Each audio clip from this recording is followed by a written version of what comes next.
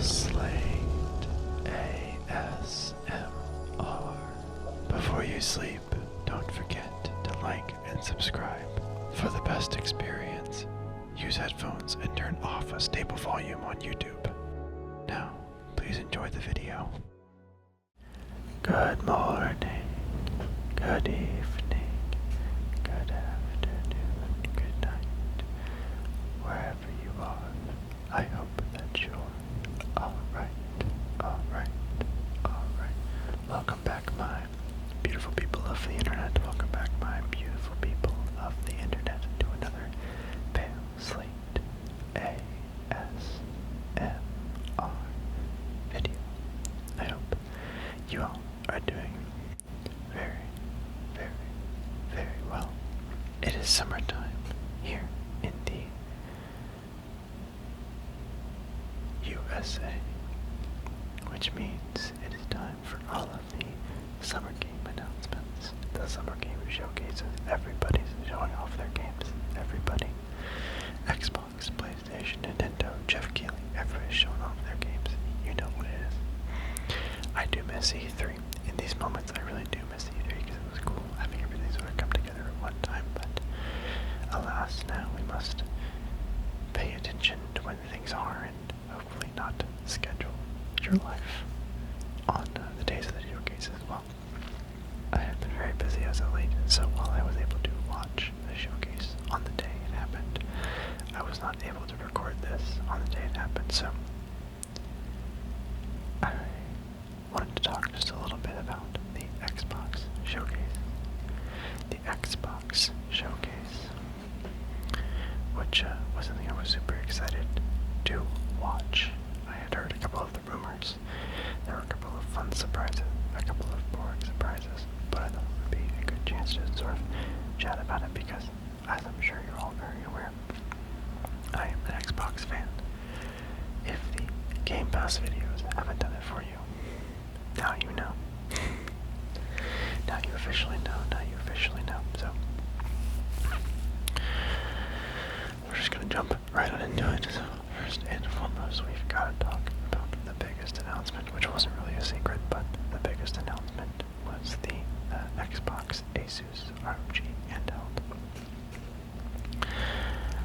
I have mixed feelings on this. I know that it's been rumored for a long time that Xbox is trying to make their own handheld. They've sort of put those plans on pause and decided to prioritize this one.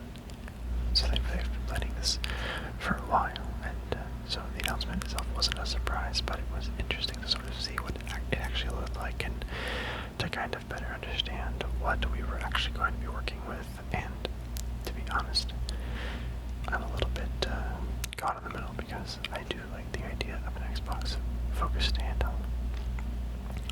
I do like the idea of a Windows, I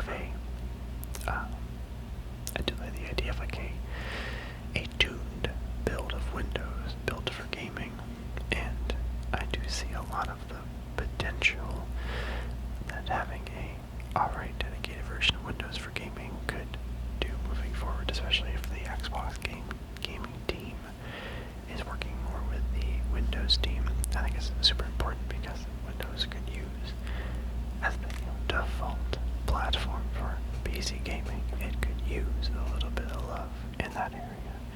So I do think there's a lot of really, really good things that come out of it. But I also worry that this is going to be very expensive and not very good. If there's anything that Microsoft has a habit of doing, it is releasing half-baked hardware or just promising the world and not delivering. Microsoft is not known for their developmental consistency, one might say. So it'll be interesting to see. But I mean, it sounds really good on paper. Like the specs are really cool. A lot of really powerful AMD hardware. An okay screen. The feel of an Xbox controller, which I really am kind of excited about. I haven't got a chance to do anything really with the Steam Deck, but I have gotten a chance to use the Switch, and I like the Switch enough. I like the Switch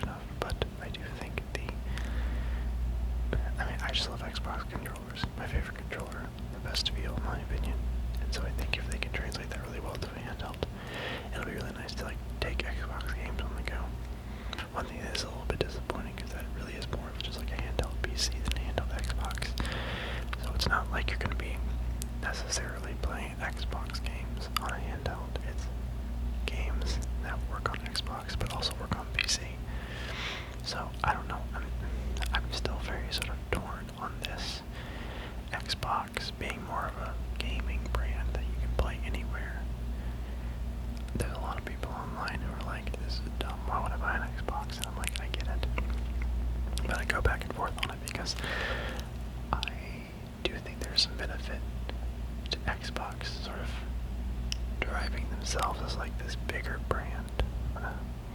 This is a really good first step. If they do more of this, I think it could be very successful. Sort of take the brand, focus on making some incredible games that like are very player friendly, focusing on the players first and not trying to do as much with the hardware. I think it could pay off. It could pay off. Is it going to? Who knows? Is it going to pay off? Who knows? But we will see. Anyway, like I said, I am very concerned about the price. I'm very concerned about the price. I think based on what I've been reading and watching, I expect this to be probably $750,000, which is going to make it unattainable for most people, including myself, because I have no desire to spend $1,000 on a handheld. I would just buy a Switch at that point. And I think that's like, or a Steam Deck at that point, because I do a lot on Steam anyway, so I don't know, but it will be interesting. We're entering a fascinating era in the gaming space, so we'll see what happens now that Xbox has joined the handheld fray. Now for this ramble, I do, in case you all haven't had the time to sit down and actually watch the whole showcase, I do want to go through a little bit of what was announced. There's a lot that was announced that I'm not super interested in. There's a lot that was announced that I'm not super interested in. So I just want to sort of go through that real fast, not talk a whole lot on it, just so you know, for like news and educational purposes. Hey, here's what was announced. So, starting off, we got a couple of DLCs for various Bethesda games, and it was all Bethesda games. Well, I guess Sea of Thieves. So there's a new expansion for the Elder Scrolls Online called Seasons of the Worm Cult. There's an expansion for Fallout 76 called Gone Fishing, which adds fishing to the game, which is kind of interesting, but I didn't think warranted the whole like 2-minute trailer. There's a DLC coming out for Indiana Jones in the Great Circle, which from the hour I've played of the game was really fun, but all I've played of that game at this point, all I've had time to play, was what you saw on the channel a few months ago, so I will be excited for the DLC when I beat the game. And then Smuggler's Tide, Season 17, coming out for Sea of Thieves. Now Sea of Thieves is one of those games that, like, I just haven't really played a whole lot. I've heard really good things about it. Once they got it all figured out, I've heard great things about it, but I have not really played it, so it's not something I really want to speak on. I can't have something I really speak on, so my big question, though, with all these DLCs was, where is Starfield Year 2? Where's the new DLC for Starfield? Because, like, this time last year we were letting out Shattered Space, and now there's nothing. I was a little bit shocked there wasn't any Starfield news here. Maybe they've given up. I hope not. I mean, Starfield's in this weird spot. Like, Starfield was a game that I enjoyed my playthrough. I kind of did everything. It's not my favorite Bethesda game, and I definitely, like, agree with a lot of people on the mistakes and the missteps that Bethesda made, but I am kind of shocked that they thought Howard talked about having a very regular DLC schedule, and I don't know what happened to that, so who knows. A couple of other things that were announced that aren't really on my radar, but I wanted to share with you. So, Persona 4 Revival, I think, finally got a release date. There's going to be a fighting game for Invincible called Invincible Versus. High on Life is getting a second game. The game set in the Rick and Morty universe. Grounded is getting a sequel, Grounded 2 from Obsidian. Platinum Games is making Ninja Gaiden 4. We already kind of knew about this, but I think we got a release date if I remember correctly. And then we got an update on a new Final Fantasy game, Final Fantasy 16. And then Solo Leveling, a new game called Solo Leveling Arise Overdrive. And then, of course, their big fun announcement, that big surprise at the end, was Call of Duty Black Ops 7. Now, if you've been a viewer of this channel for a while, you'll be like, wait, Bale, you like Call of Duty. Yes, I do like Call of Duty. But I'm groaned when I realized that the new Call of Duty game for this year was going to be Black Ops 7. And it was like David Mason and Raul Menendez, and I was like, I played this game 13 years ago. Why are we making a sequel? Why are we making the 7th game a sequel to the 2nd game? I don't know what Activision is doing anymore. They're making a lot of interesting decisions. I definitely did not expect to get 2 Black Ops games in a row. Maybe it'll be good. Maybe it won't be good. I don't know, but I don't have a lot of hopes in this year's installment. Do anything crazy new or different.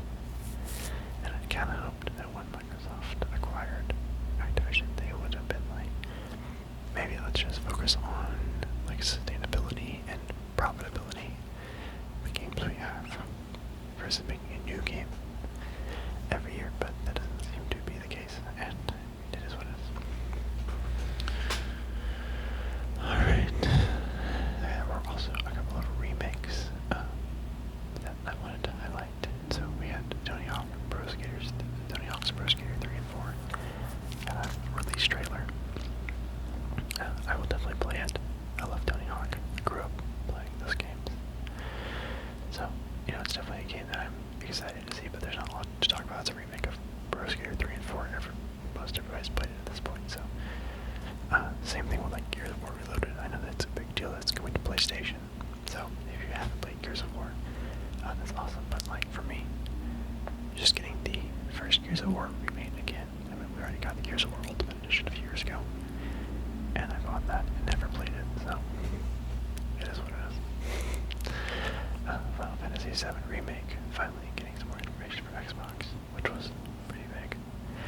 That is a game that I should play at some point. I have never been a big Final Fantasy fan. I haven't played 7, I'm sorry. I'm not a true gamer, I know. But, maybe with the remake, I will finally get to play it. There is also a new Age of Mythology retold expansion coming out called Heavenly Spear. I thought it was a remake, but I guess it's a DLC for a remake, so it kind of counts. But yeah, so if you're an Age of Mythology fan, I'm not a big real-time strategy person, so it's not something I'm super interested in, but I know a lot of people really love the Age of Mythology series, so new DLC coming out. Fall of 2025, that's all we know right now. Okay, so moving on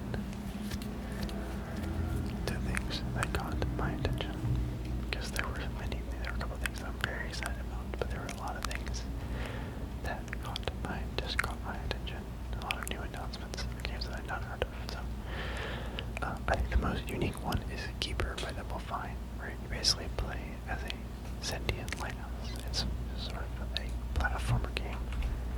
It's kind of it kind of gives the vibe of like a platformer or sort of an exploration game. It's a third-person atmospheric puzzle adventure and a story told without words, according to the description on the announcement trailer. On an island in a long-lost sea, a forgotten lighthouse stands dormant in the shadow of distant mountain peaks. As withering tendrils spread and coalesce as it awakens, taken with a mysterious sense of purpose, and joined by a spirited seabird, it embarks upon a heartening tale of unlikely companionship, an odyssey of mystifying metamorphosis, and an unexpected journey towards the center of the island into realms beyond understanding. Keeper is coming to Xbox, Steam. You can play it day one of the Game Pass on October 17th, 2025. So, I don't know, it's definitely interesting. It's got like a very mystical sort of appeal that Double Fine is very famous for. The little puzzle elements are cool. There's like portals and sort of some steampunk elements and all these different things, but I've really come to love these kind of games. That are sort of this like side-scrolling, third-person puzzle adventure games. They're fun. They're a good time. A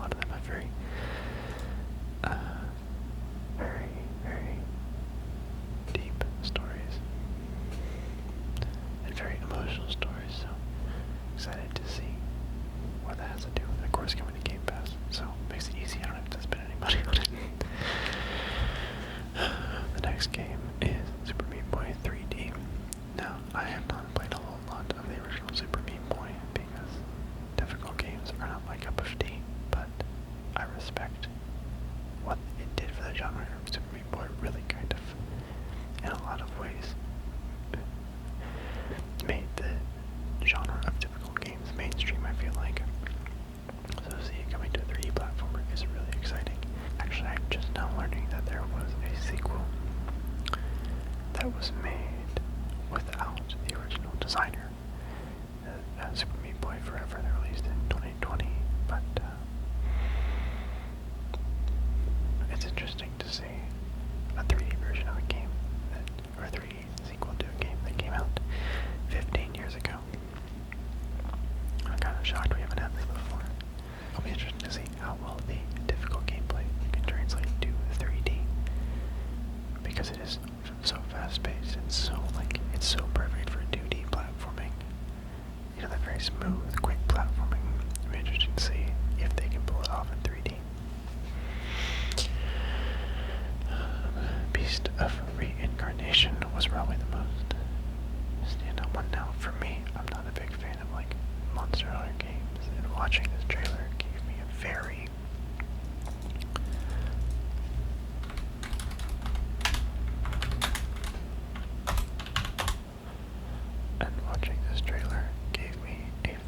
sort of Monster Hunter, or even an almost an Elden Ring feel. This is going to be a very, very difficult game, where, again, one of those games that's hard for the sake of being hard. It's got a cool, sort of,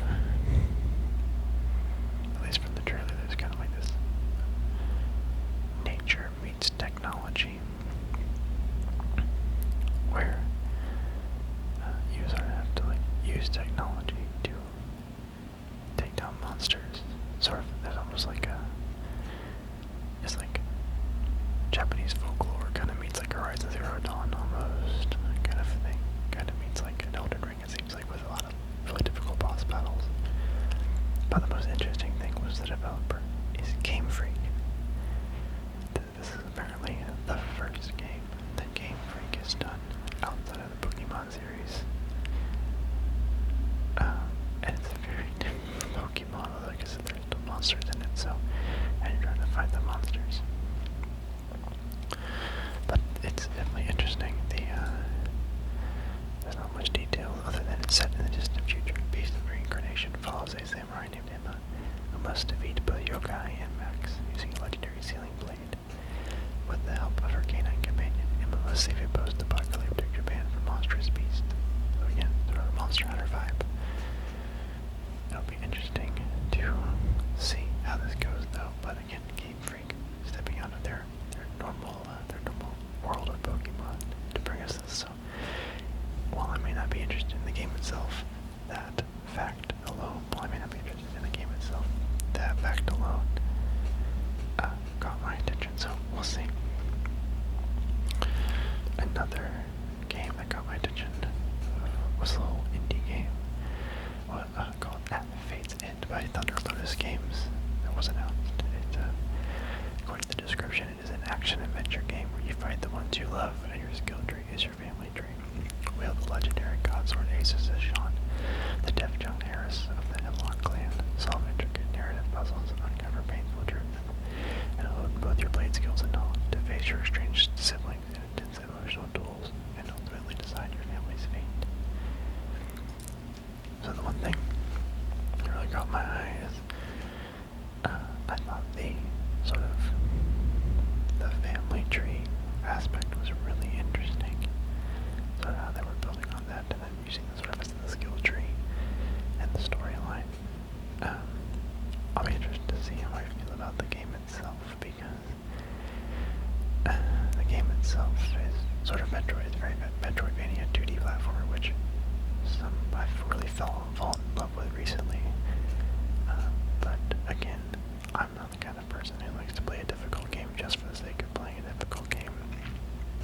I don't enjoy games that are going to make me work and learn a whole lot, because I play games to relax. So I'm not sure if it's going to be a game that's going to interest me once it actually comes out, but, you know, it's sort of that, like, the classic Metroidvania style is always interesting, and similarly to The Keeper, those games can tell very emotional stories, so I'm interested to see, and the art is beautiful. I love the way it looks. It's kind of a little bit retro without,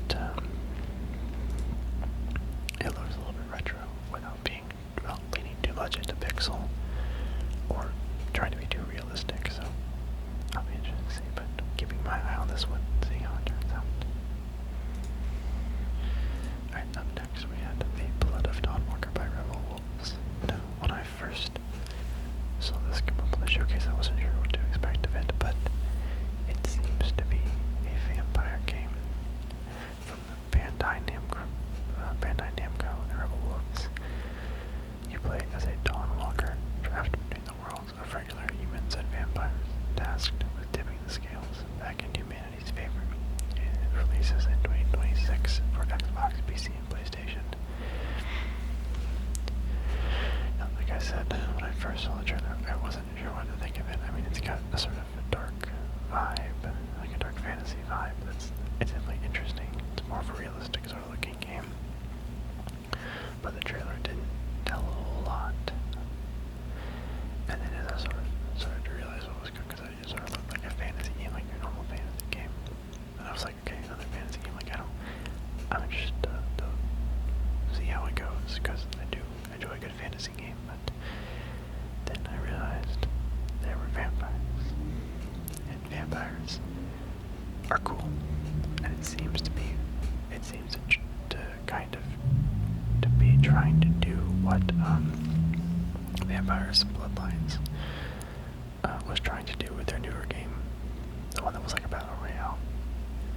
So there seems to be like not only the vampire mechanics, but also a lot of like parkour mechanics and, you know, fantasy combat mechanics alongside like the sort of technological advances you tend to have in vampire-themed stuff. So it's like an interesting sort of take. It's almost like, and it just makes a lot of different genres. So I'm interested to see how well it turns out. But it definitely caught my eye. Along the lines of games that didn't catch my eye initially, but slowly gained my attention, was There Are No Ghosts at the Grand. This game will have players manage a spooky hotel once renowned for its charm, and now the subject of a series of oddities. Players must solve an array of puzzles and keep things that go bump in the night at bay. So this was one of those things where at the beginning of the trailer made it a simulator game or a life game where you just have to take this hotel and sort of build it up and make it look nice, but it appears as the trailer goes on, the more I've read about it, it's less about the sort of like, it's less the simulating elements where you're just sort of like revitalizing the hotel, and there's a whole deep backstory. There's a whole like when the sun goes down, everything changes, and so like I wasn't in love with the idea of just a life simulator game where you're just building this hotel, but start to add mysteries and fantasy into that and exploration. And I'm very intrigued by it.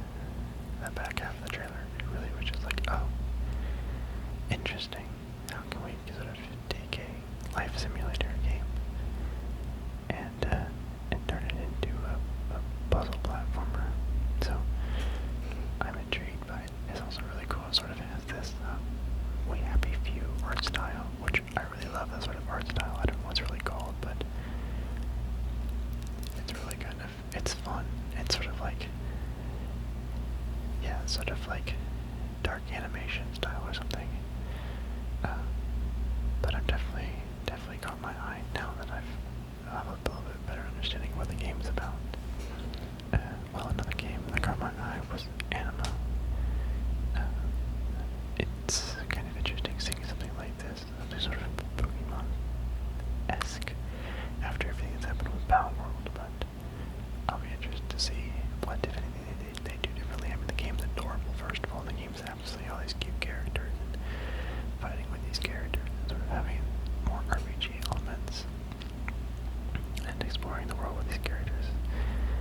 very interesting. I think the thing that, like, I didn't love about Palworld was the survival game at heart. And this seems more like an open world RPG where you just sort of explore and do things. I'm not sure if it's quests or what do you do, but you know, it's always interesting to see people who take these monster companion games and try new things with them. Also, like, retaining the things that people love about Pokemon. So, I'll be interested to see if this holds my attention, but basically it's a Pathfinder. You'll begin your journey into Handheld, a dynamic, interactive, and expansive open world that you can collect, evolve, and entwine with magical creatures called Animal. Get ready to explore uncharted landscapes and mysterious dungeons, battle in real-time PvE and PvP combat, solve ancient puzzles, and master a truly dynamic gameplay experience. A free-to-play, next-gen creature catching open-world ARPG. I will say, knowing that it's free-to-play doesn't inspire confidence, but I'll be interested to see. I'll be interested to see if it doesn't, like I said, I'll mention it better than Palworld, because Palworld's sort of survival elements just sort of distorted. It feels like survival-based building. Like, I didn't care, but in this game, it's not survival-based building. And just a sort of normal RPG, then I think it'll be fun. Booting Two Hearts is a new stealth action thriller set in modern-day South Korea, according to the description. In the not-too-distant future, the divided nations of South and North Korea are on the verge of reunification. On the day when the historic bill is set to pass, a mystery terrorist group attacks the South Korean National Assembly, throwing the entire nation into chaos. Instead of uncover the truth, a North Korean soldier stumbles upon a K-pop star and is given a new mission: protect the girl who can unravel it all. As their stories intertwine, a chilling truth begins to take shape.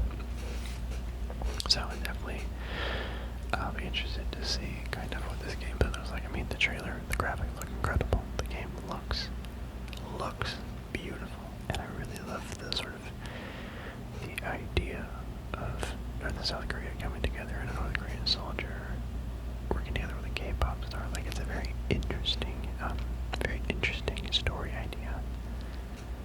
It kind of has a very sort of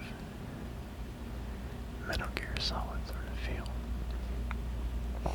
So I'll be interested to see how it turns out, because there's a lot you can do with sort of political backstory and a lot of really cool elements you can do there, especially if it's inspired by classic Metal Gear Solid and that sort of thing. I'll be interested to see, or Metal Gear Solid slash Splinter Cell sort of mix. So it'll be interesting to see how this turns out, but remains to be seen, because it hasn't immediately caught my eye as something that I would enjoy, but definitely willing to give it a try. The game looks beautiful. Character design looks beautiful. And I'll be interested to see how good it is when it comes out. Now we're going to move on to things that I'm very excited about. I'm going to get even closer to the mic because I'm so excited. But the first game on my list that I have that I'm very excited about is Planet of Lana 2, Children of the Leaf. I am so excited for this game. When I saw it, I immediately realized what it was, and I was like, I'm so ready for a sequel, because Planet of Lana was one of those games for me that I played, I think, in 2023 or 2024. It was a Game Pass game that I picked up, and I was just like, I was starting to get into these sort of 2D platformer exploration games, and I was like, why not? Let me give it a shot. Let me see what this looks like. Let's see how this goes. I loved that game. Planet of Lana was beautiful.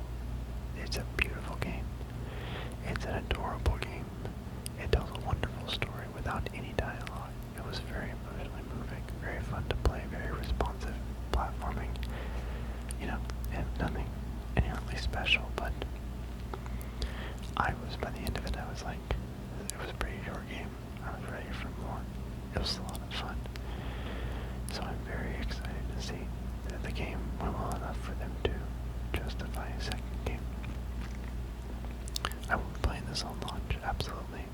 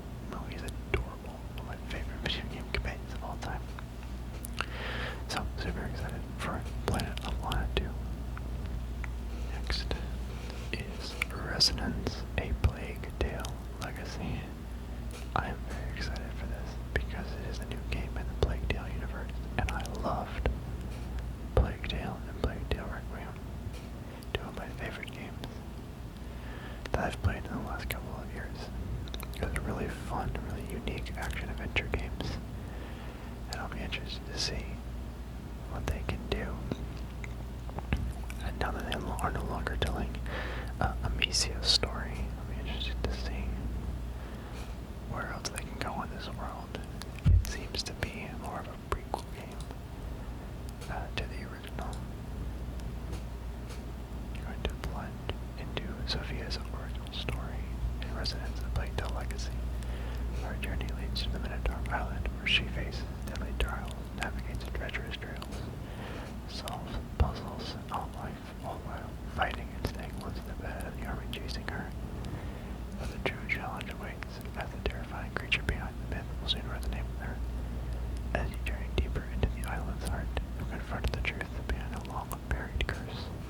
So I am very, very excited for a new game in the Plague Tale universe, because it is a fantastic series with several fantastic games, and I'm excited to see it being built out further, and Asobo Studio has been killing it with these games, so I'm looking forward to this one. Very excited.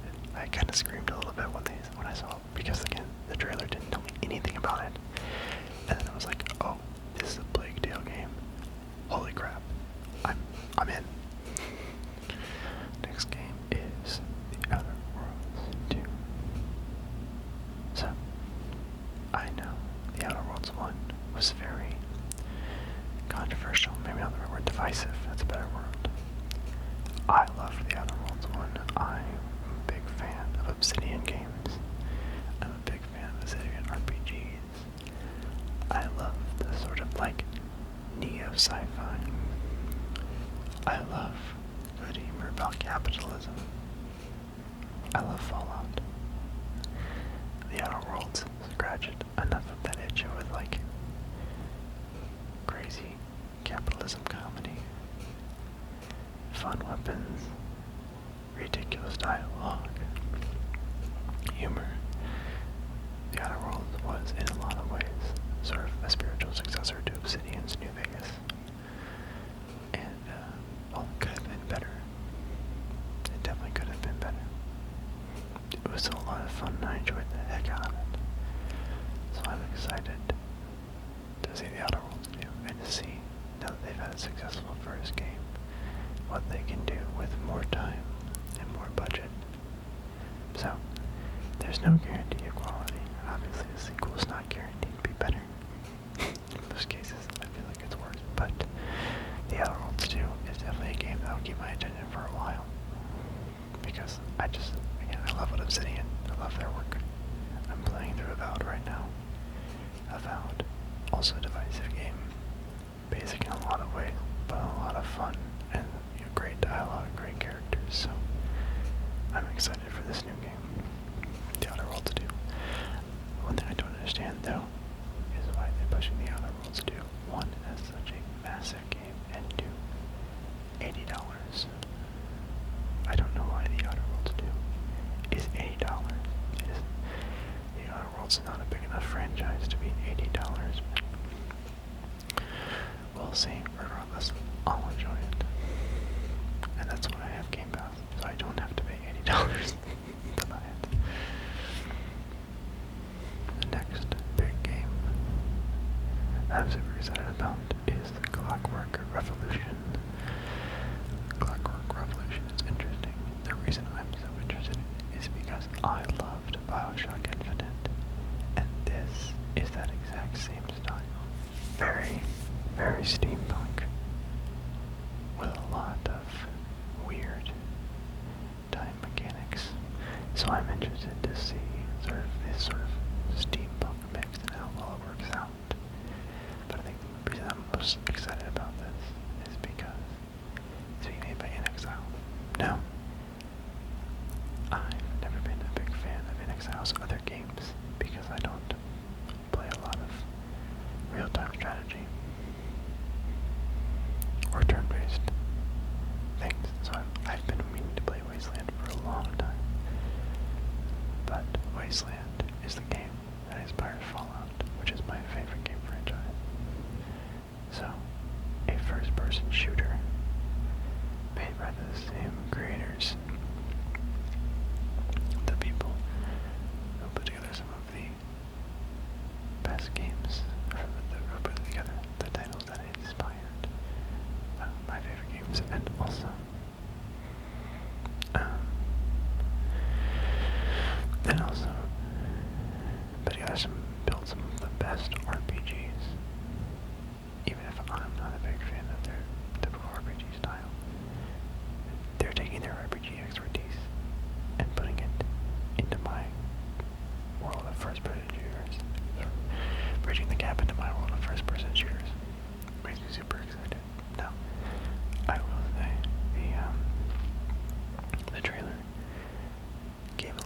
information away, but also kind of hinted at a lot that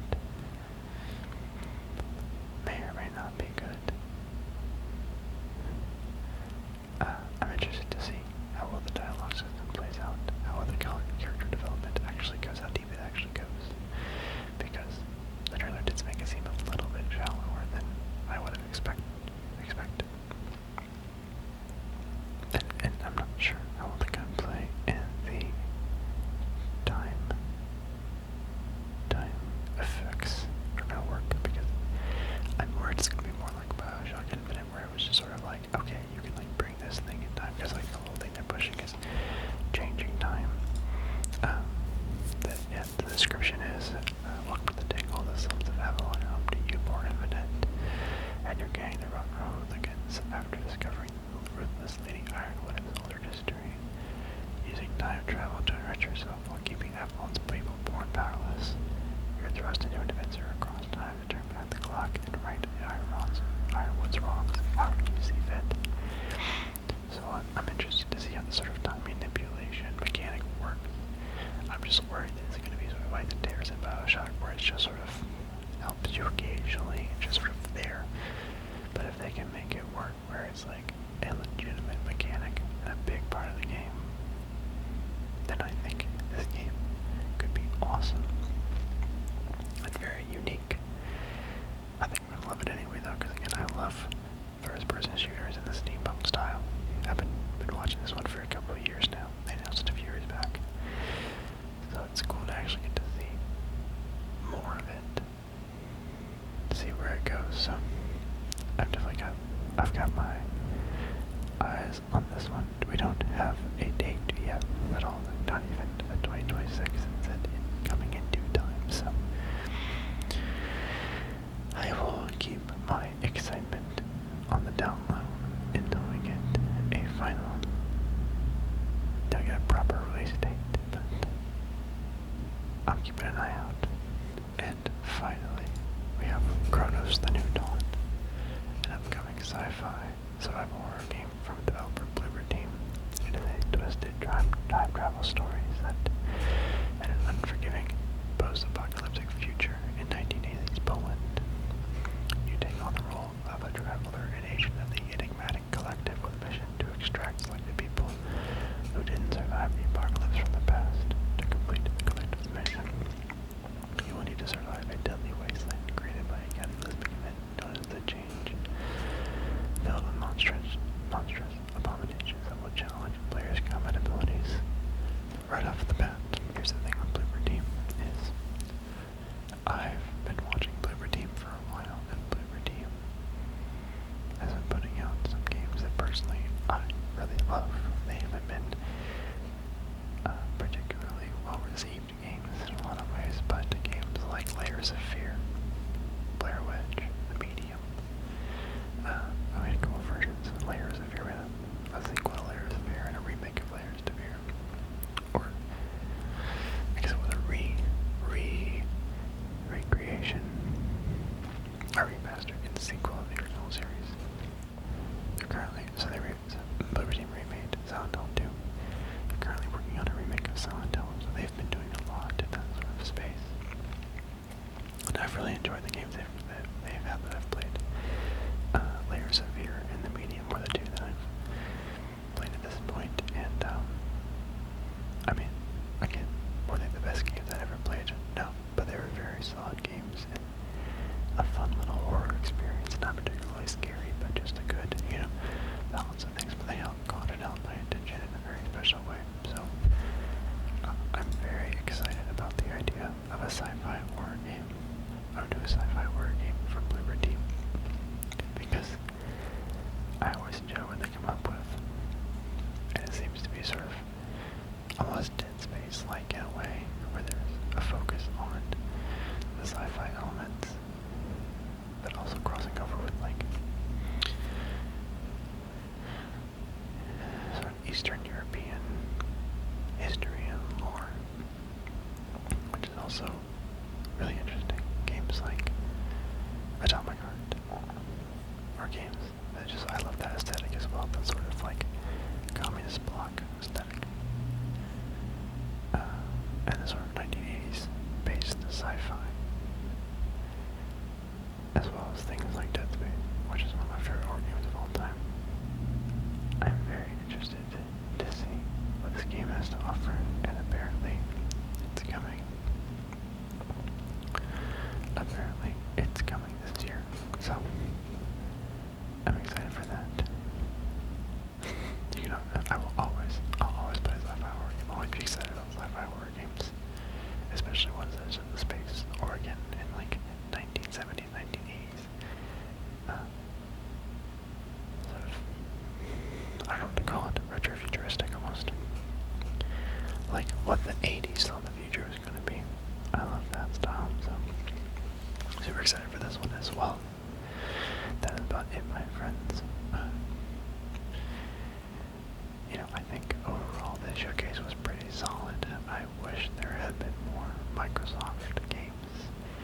I wish we'd heard something about Elder Scrolls or Fallout more than just like DLCs for Elder Scrolls Online or Fallout 76, like small DLCs. There was the Halo, which was surprising.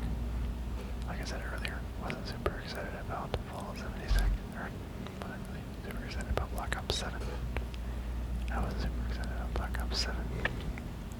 But I do feel like there could have been more with Gears, especially with the new Gears game coming out soon-ish.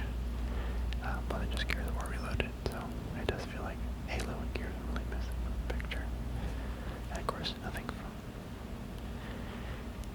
crazy from Bethesda or any of the Bethesda studios, so I'll give this one a solid B+. I mean, Xbox had some pretty big announcements, some great reveals, some interesting new games, and they didn't really, it was a really like clean package. They didn't really spend a lot of time on extra stuff. It was just like trailer after trailer. So yeah, I think I'd be solid effort by Xbox on this one. I haven't watched any of like the Nintendo Switch Directs or the State of Plays recently, because I don't have a Switch 2 or a PS5 at the moment, so don't really have a good comparison, but like compared to previous Microsoft stuff, B+. So overall, good job Microsoft. But that about wraps up this ramble, but before we go, just want to say that remember, wherever you are, whoever you are, whatever you are, whatever you are, be the best you that you can be. Be the best you that you can be. I'll see you in the next video, my friends.